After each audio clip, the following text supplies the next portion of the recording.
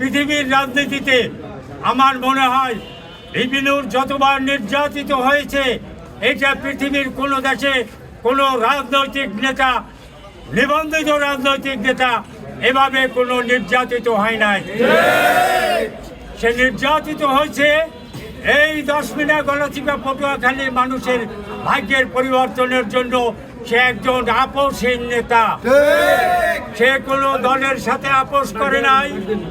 স্পষ্ট সে আপনাদের সম্মুখে দাঁড়িয়ে বলছে আমি নির্বাচন করব 10 মিনিট গলাচিপায়, এটা আমার জন্মভূমি, এখানেই আমি নির্বাচন করব ইনশাল্লাহ। আমি আশা করি আপনারা সকলে এই বিপিনুরকে তার ট্যাগ মাত্রায় ভোট দিয়ে এই 10 মিনিট গলাচিপার মানুষের তথা পটুয়াখালী জেলার মানুষের ভাগ্যের পরিবর্তন করার জন্য আপনারা সকলে ঐক্যবদ্ধ হয়ে এই ট্যাগ মার্কাকে আগামী 12ই ফেব্রুয়ারি নির্বাচনে তাকে জয়যুক্ত করবেন।